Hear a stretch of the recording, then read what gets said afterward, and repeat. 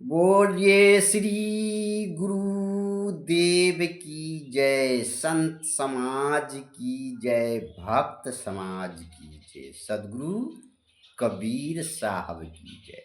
सज्जनों तथा देवियों, आज का विषय है काल।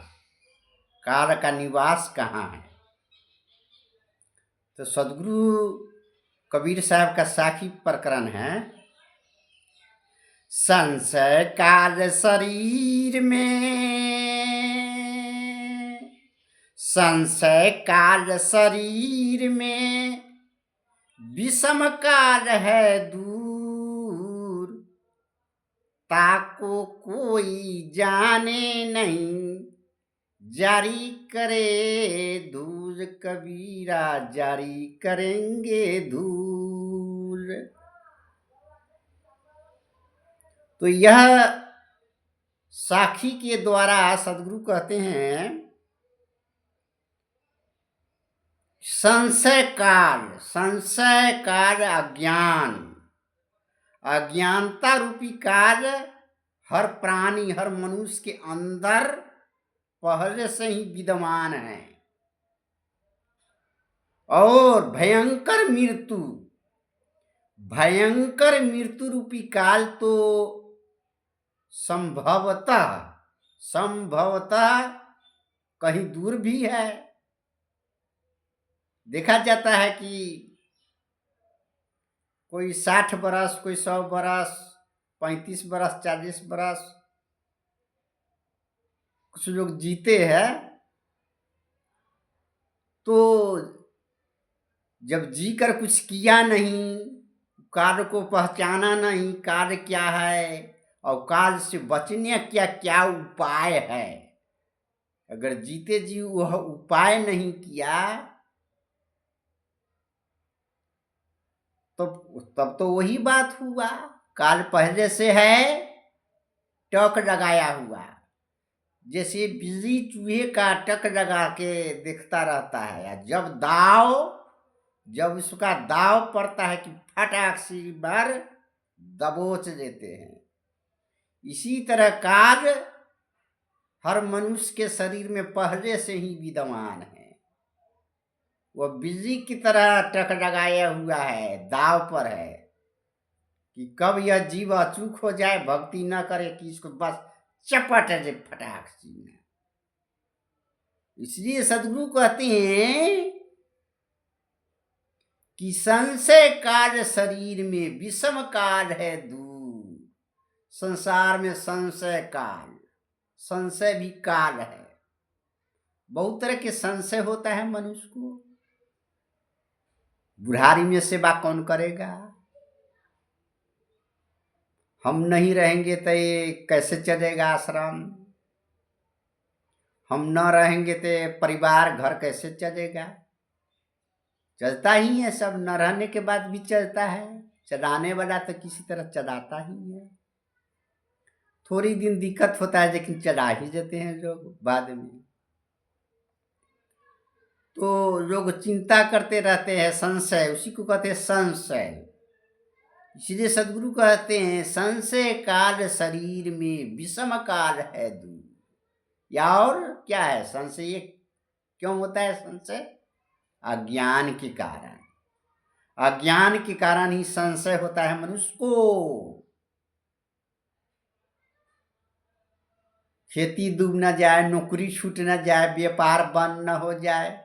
अरे एक व्यापार बंद होगा दूसरा व्यापार चालू होगा, एक नौकरी छूटेगा दूसरा नौकरी लग जाएगा।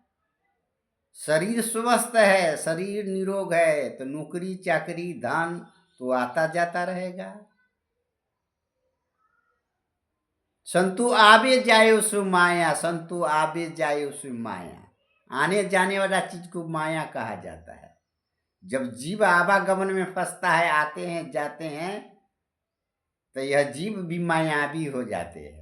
आने जाने वाला वस्तु माया हो जाता है। धन भी आते हैं जाते हैं, आते हैं जाते हैं, इसलिए धन भी एक तरह से माया बन जाते हैं। इसलिए सदगुरु कहते हैं काल तुम्हारे शरीर के अंदर में बसल है।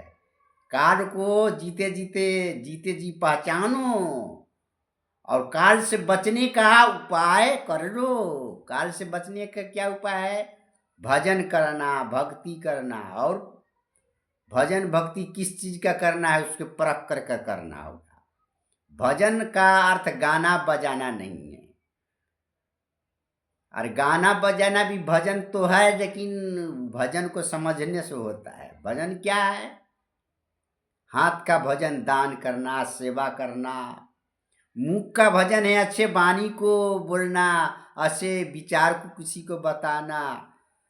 कोई चीज जानते हैं हम, हमारा पास कुछ जरूर ढंग है तो किसी को बताए, सेवा में इस शरीर से किसी की सेवा करे। हमारा पास धन है, धन किसी को काम आ जाए हमारा धन, ये तो सेवा हुआ। भक्ति है अपने आप को पहचानना, ईश्वर कौन है, परमात्मा क्या है, अल्लाह क्या है, सबको पहचानना। तो एक ही नाम का अनेक नाम बनाया गया है। कबीर लोहा एक है, गढ़ने में है फेर। ताही को बख्तर बने, ताही को शमशेर। कबीरा ताही को शमशेर। जैसे लोहा धातु एक ही है, लेकिन लोहार उसको काट करके खुरपी, गरासा, कोदाली, हथौड़ी अनेक सामान बना देते, लेकिन धातु क्या है? लोहा, बस। और दूसरे उदाहरण है, गहना एक कनक पे गहना, जाम भाव न दूजा। कहन सुनन को दोई कर था पे, एक निमाज एक पूजा। कहने और सुनने के लिए एक और अनेक है, लेकिन धातु क्या है? एक ही, सोना। उसी तरह आत्मा हर मनुष्य के, हर प्राणी का अंतरात्मा एक ही है। आत्मा में कोई रूप रंग अलग अलग नहीं है। सब स्त्री हो पुरुष हो, सभी का आत्मा एक तरह का है और सब अविनाशी है, मरने वाला नहीं कोई आत्मा। आत्मा ना अविनाशी है, अविनाशी माने कभी नाश न होने वाला। अविनाशी कहा जाता है कभी नाश होने वाला नहीं है और परिवर्तन भी होने वाला ना है। आत्मा ज्यों के त्यों रहता है। आत्मा ना भी कभी बच्चा होते हैं, आत्मा ना कभी बूढ़ा होते हैं, ज्यों का त्यों, ज्यों का त्यों। जो चीज कभी घटता बढ़ता नहीं है, ज्यों का त्यों रहता है, वही तो परमात्मा है। वही तो परमात्मा है, वही ईश्वर है, वही अल्लाह है, वही गॉड है। उसी का भक्ति करना है। तो उसको भक्ति करने से क्या होगा? हमारा अंतरात्मा क्या है? शुद्ध है। आत्मा के अंदर में काम क्रोध लोभ मोह नहीं है। काम क्रोध लोभ मोह कहाँ है? तो मन में है। इसलिए मन माया है। मन माया तो एक, माया मन ही समाये। मन माया तो एक है और माया मन ही में समाया हुआ है, माया कहीं अलग नहीं है। इसलिए हमारा अंतर आत्मा जो है शुद्ध चेतन है। शुद्ध चेतन इसे कहा गया है। ये शुद्ध के मतलब होता है परिष्कार, साफ। इसमें काम है, न क्रोध है, न लोभ है, कोई ऐसा गंदगी नहीं है, छल है, न कपट है, कुछ नहीं। तो अपने आप के भूल से, अपने स्वरूप के भूल से मनुष्य कुकर्म करते हैं और उसके बदला में दुख भोगते हैं और कार्य के पंजे में पड़ जाते हैं। कार्य इसको चपेट देते हैं और नरक रूपी कुएं में डुबा देते हैं हमेशा को लिए।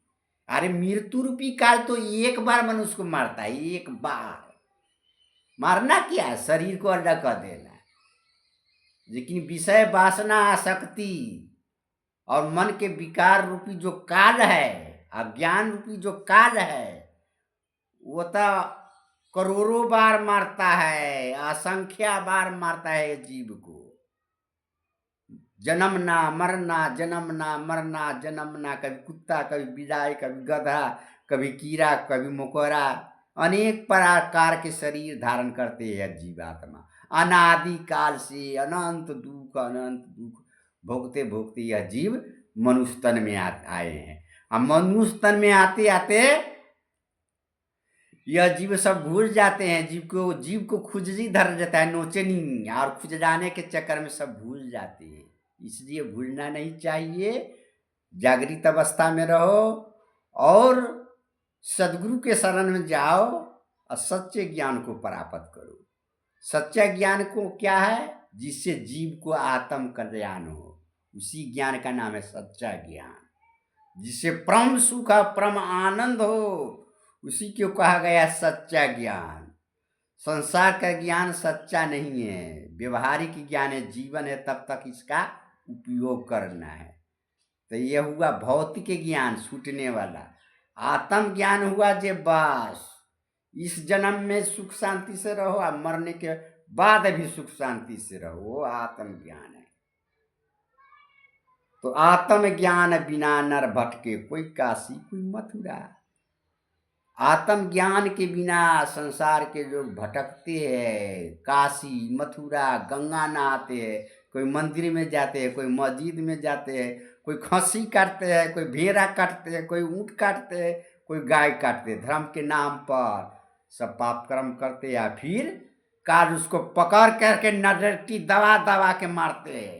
एक बार नहीं, कार अनंतों बार मरता है, उसका कोई गिनती नहीं। इसलिए जीवन प्यारी है तो अपने आत्मा को पहचानो और अपने आत्मा में स्थित हो जाओ, शांत हो जाओ। यही सबसे बड़ी भक्ति है। इससे बढ़कर कोई भक्ति इस संसार में है ही नहीं। श्री गुरुदेव की जय। सतनाम सतनाम सतनाम महाराज की जय। साहेब बंदगी साहेब बंदगी। अब भूल तो जरूर होगा, ये कच्चा तत्व शरीर है, से भूल चूक होता ही है। इसलिए हमारे भूलों पर ध्यान न देते हुए जो इसमें सच्चाई है उसको आप ग्रहण करें, जिससे ये जीव को कल्याण हो। श्री सतनाम सतनाम सतनाम महाराज की जय। साहेब बंदगी।